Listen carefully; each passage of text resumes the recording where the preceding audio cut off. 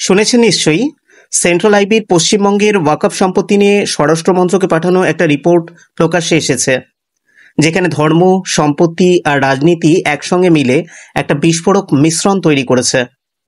ওয়াকফ সম্পত্তি বিল 2025 পাশ হওয়ার পর থেকে রাস্তায় আন্দোলন, মঞ্চে চিৎকার আর সংসদে তুমুল হট্টগোল চলেছে। কিন্তু এই বিরোধিতার আড়ালে আসল গল্প কি? ধর্ম রক্ষার নামে সাধারণ মানুষের লড়াই, নাকি কিছু নেতার লোভের খেলা? সম্প্রতি প্রকাশিত কেন্দ্রীয় গোয়েন্দা সংস্থার রিপোর্ট এই প্রশ্নের জবাবে একটা চাঞ্চল্যকর আলো ফেলেছে।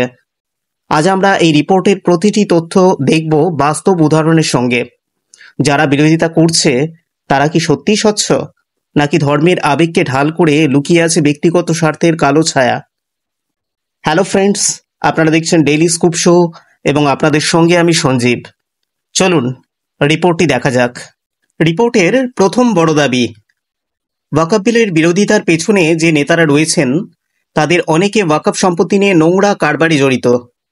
যেমন পশ্চিমবঙ্গের মন্ত্রী ফিরহাদ হাকিম। গোয়েন্দা সংস্থা আইপি রিপোর্ট বলছে, ফিরহাদ হাকিম ওয়াকফের 5 বিঘারও বেশি জমি দখল করে তার স্ত্রীর সঙ্গে যৌথভাবে মার্বেলের ব্যবসা চালাচ্ছেন।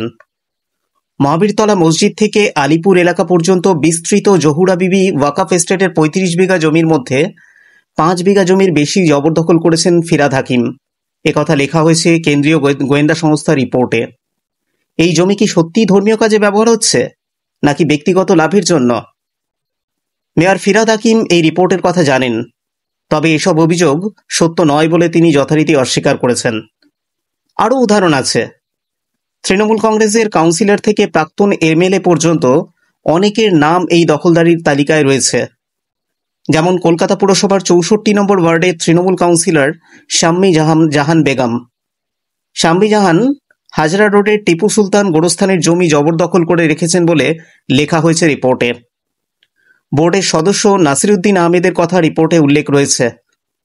তিনি নদিয়ার কালিয়াগঞ্জের বিধায়ক ছিলেন, সদ্য প্রয়াত হন। কৃষ্ণনগরে সাহিবুল্লাহ ওয়াকফ এস্টেটের 3000 বর্গফুটের ফ্ল্যাট তিনি জবরদখল করেছিলেন বলে রিপোর্টে লিখেছে কেন্দ্রীয় গোয়েন্দা সংস্থা।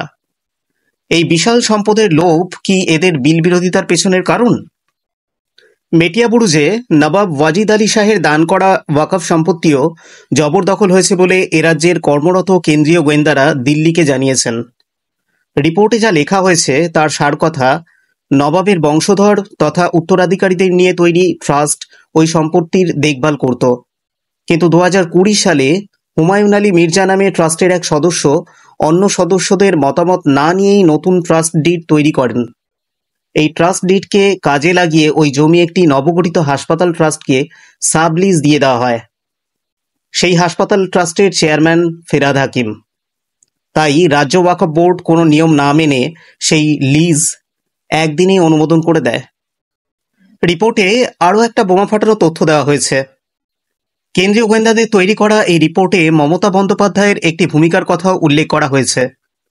লেখা হয়েছে যে 1996 সালে মমতা যখন দক্ষিণ কলকাতার কংগ্রেস সাংসদ, সে সময় তিনি সুপ্রিম কোর্টের প্রধান বিচারপতিকে চিঠি লিখে পশ্চিমবঙ্গে ওয়াকফ সম্পত্তি নয়-ছয়ের অভিযোগ জানিয়েছিলেন।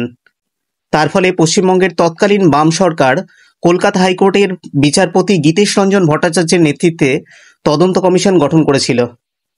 তৎকালীন বাজার দর অনুযায়ী 1000 কোটি টাকা মূল্যের 160টি ওয়াকফ সম্পত্তি লিজ দেওয়ার ক্ষেত্রে প্রচুর অনিয়ম করা হয়েছে বলে মমতার সেই চিঠিতে উল্লেখ ছিল। বিচারপতি ভট্টাচার্যের নেতৃত্বাধীন কমিশন 2001 সালের 31শে ডিসেম্বর তদন্ত রিপোর্ট জমা দিয়ে অনিয়মের অভিযোগেই শিলমোড় দিয়েছিল বলেও কেন্দ্রীয় গোয়েন্দাদের সাম্প্রতিক রিপোর্টে লেখা হয়েছে। যারা ধর্মের জন্য লড়ছে বলে চিৎকার করে, তাদের পকেটে কি সম্পত্তির লাভ লুকিয়ে আছে? রিপোর্ট আরও বলছে, এই বিরোধী আন্দোলন শুধু জনতার ক্ষোভ নয়, এর পেছনে একটা সংগঠিত চক্র কাজ করছে। যেমন বাস্তব উদাহরণ, জঙ্গিপুরে ভাঙচুর আর আগুন লাগানোর ঘটনা। গত কয়েকদিনে পশ্চিমবঙ্গে জঙ্গিপুরে ওয়াকফ বিল বিরোধী আন্দোলনের নামে সরকারি সম্পত্তি পোড়ানো হয়েছে। গোয়েন্দারা বলছেন এটা স্বতঃস্ফূর্ত নয়, বরং পরিকল্পিত। কারা এর পেছনে? যে নেতারা ওয়াকফ সম্পত্তি থেকে লাভ তুলেছেন তারাই কি এই বিশৃঙ্খলা তৈরি করে শক্তি দেখাচ্ছেন? এটা কি ধর্মীয় আবেগের প্রকাশ, নাকি সম্পত্তি ধরে রাখার একটা হাতিয়ার? সবচেয়ে গুরুত্বপূর্ণ তথ্য, সাধারণ মানুষের আবেগকে হাতিয়ার করা হচ্ছে। বাস্তব উদাহরণ, কলকাতায় রাস্তায় মসজিদ বাঁচাও স্লোগান। রিপোর্ট বলছে তৃণমূল নেতারা এই স্লোগান দিয়ে হাজার হাজার সংখ্যালঘু মানুষকে রাস্তায় নামিয়েছে, কিন্তু যে ফিরহাদ হাকিমের নাম দখলদারির তালিকায়, তারই দল এই আন্দোলনে সামিল।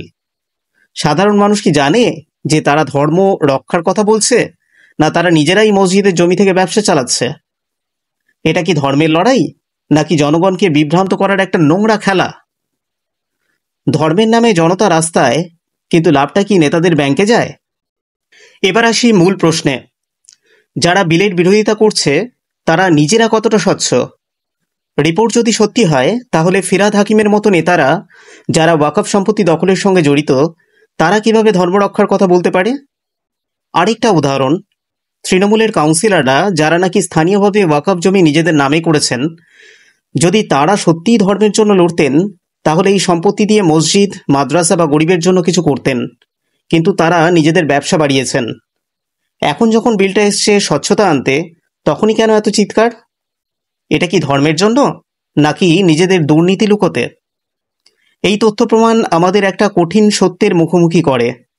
ফিরহাদ হাকিমের মার্বেলের ব্যবসা, কাউন্সিলরদের ভাড়ার টাকা, প্রাক্তন নেত্রীর অতীতের দাগ, জঙ্গিপুরের বিশৃঙ্খলা, এগুলো কি ধর্মরক্ষার প্রমাণ, নাকি এই নেতারা ধর্মের আবেগকে হাতিয়ার করে সাধারণ মানুষকে বিপদে চালাচ্ছে? রিপোর্ট বলছে এদের অনেকের হাতে ওয়াকফ সম্পত্তির দুর্নীতির দাগ। যদি তারা সত্যিই ধর্মের জন্য লড়ত, তাহলে ওয়াকফের জমি মসজিদ, মাদ্রাসা, গরিবের জন্য ব্যবহার করত। কিন্তু তারা নিজেদের ব্যাংক ব্যালেন্স বাড়িয়েছে। এই ভণ্ডামি আর কতদিন চলবে? যখন গোয়েন্দারা এই সত্য তুলে ধরেছে, তখন এই নেতাদের মুখোশ খুলে পড়েছে। এটা ধর্মের লড়াই নয়, এটা লোভের খেলা। আপনার কি মত? নিচে কমেন্ট বক্সে জানাতে পারেন। ভিডিওটি ভালো লাগলে লাইক, শেয়ার, সাবস্ক্রাইব করতে ভুলবেন না। আর অবশ্যই পরবর্তী পর্বের নোটিফিকেশন পেতে বেল আইকনটি প্রেস করবেন। সকলে ভালো থাকবেন। অসংখ্য ধন্যবাদ।